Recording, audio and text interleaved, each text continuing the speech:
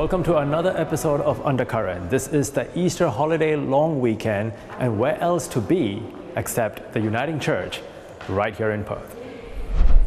It is Easter again, every year, Easter coming back, and some joy, and the art in Lent.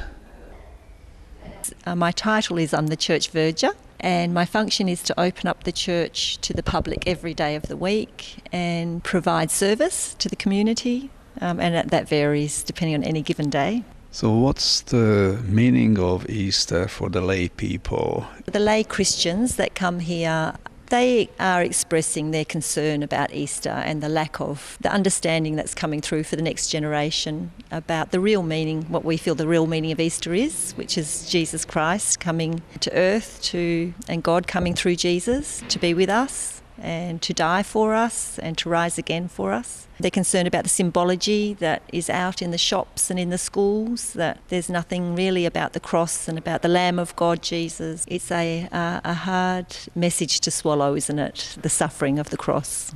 Why kids not coming to church? It's just a sign of our times. There's a lot of other options and choices that they might prioritise over their spirituality and learning about Jesus and the faith. So where people can learn spirituality, if not in the church? Yeah, well, God reveals himself to all of us in creation. So, there's places in the world that don't have churches to come to, and he's not just in the church. We know that. He's everywhere, and he reveals himself to us through creation. And part of our theme this year is the gifts around the cross. That's not just about the cross, but the other symbology that goes with that, and the ways that God can talk to us through signs and symbology. Through his Spirit, he makes himself known to us. So can you tell us what is happening Easter or before Easter at your church or in the churches of? So through the week at Ross Memorial Church in West Perth, every day, Monday to Thursday, we're having an artist in the forecourt, and he's painting a picture for each day about the symbols of the cross. And along with that, we have a meditation that's available for people to come and read through for themselves and sit and meditate on that symbology for that day. God is a God of creation and creativity, and he's given us all gifts and different ways to reach out into the community, and people aren't really choosing to come into churches a lot these days, so it's a non-threatening way and an inviting way and an interesting way for people to experience the message of Easter through artwork. Here we are with Steve Brown. A few years ago I broke my neck, and that was a pretty big push to go, what are you doing with your life? Are you doing the things that you want to do? Are you going to get to being 90 and regret not being an artist? And so I chose, look, I'm just going to try and do this, and if the market will tell me if they want me to stick around, and they have. So here I am.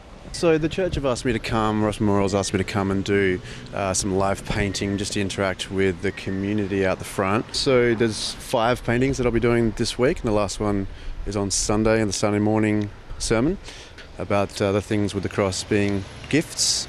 So each one you'll see is a gift opening. I think it's a really good time to do some stock take on how we're treating other people and the idea of loving others and coming through with how do we live community and how do we live the way Jesus lived, I guess. That's the promise of the church. So yeah, it's sort of a good time to sit and ask yourself, am I empathetic? Am I kind? Am I looking after my neighbour? All the different things that I think Jesus lived through great examples, and that's a good time to ask yourself those questions.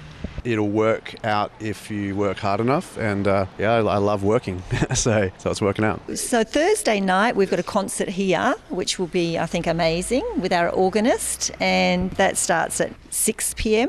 And then on Good Friday, communion service at Trinity Church, and there's the Stations of the Cross at Wesley Church at 5:30 p.m. On Sunday, on the 21st, there's an Easter dawn service which is going to be held up at the Rowe Gardens in Kings Park. That's starting at 6:30 a.m. Our minister will be leading that service, but it's a combined. The Uniting Churches in the city are organising that. And then here at this church, Ross Memorial, at 9:30 on Sunday morning, if you can't get up for the early one. Or the other churches at Trinity is 10 o'clock start, and Wesley is a 10 o'clock start, Sunday morning. That was our short Easter story. Tibor for Undercurrent. Happy Easter. This Easter holidays is not the best of times for all Australians. Julian Assange is about to be extradited to the United States to face charges of espionage. Has the Australian government done enough to help him? Let's ask the public. I think they should help him. They should help. Yeah, I think so. Yeah, and what do you think it's stopping us? Is it because of the close relationship that we have with the US? You think that's hindering? Could be. Across the board, do you think Australians, like Australian government, should help Australians who are in trouble overseas? I think to an extent. To an extent? It would be nice. Yeah. What would be the exceptions? Like you would say, like, you know what, they don't deserve help. I wouldn't say they don't deserve help, but I'd say they don't deserve to be completely free of what they've done.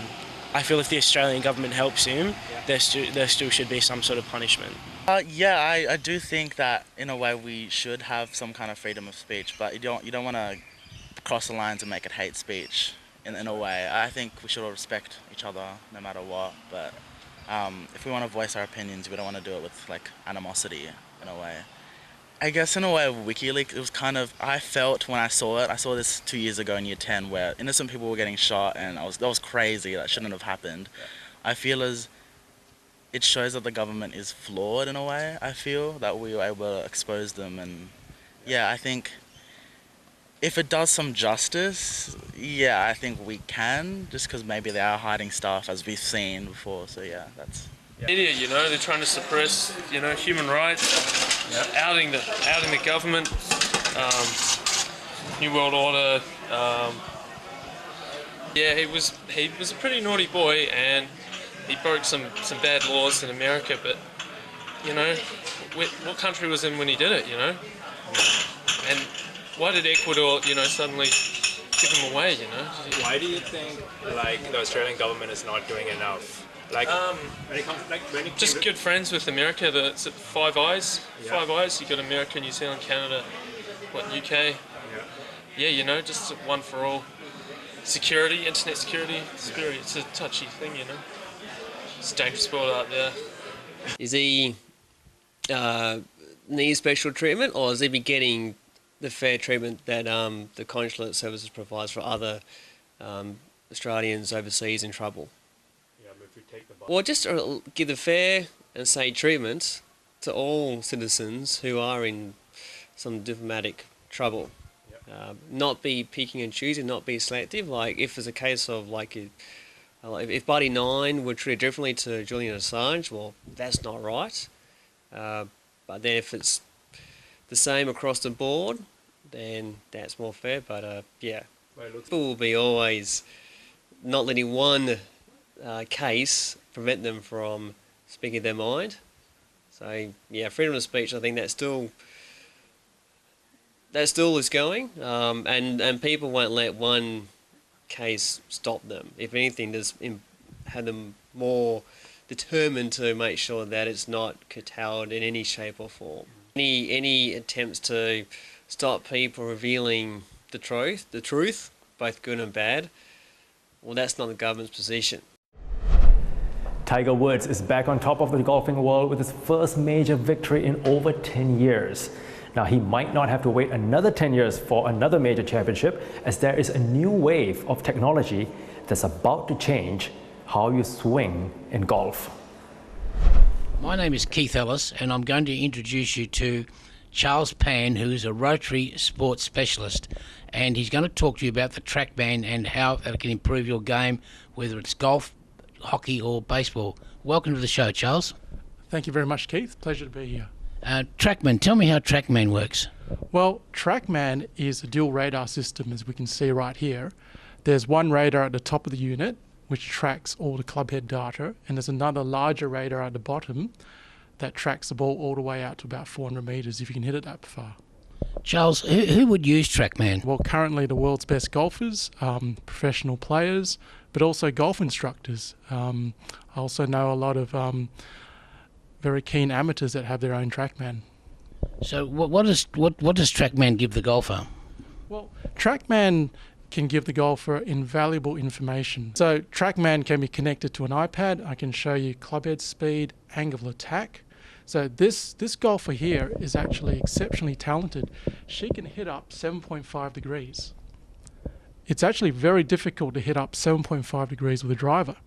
But when this young lady does that, look at her spin rate. Her spin rate drops exceptionally. And we can see her carry distance, 215. Sorry, carry 193, total 215. You know, these are exceptionally good TrackMan numbers. So Charles, you're saying this is a girl? How old? That's right, this is a girl. She's 13, but this was actually captured about a year ago when she was 12.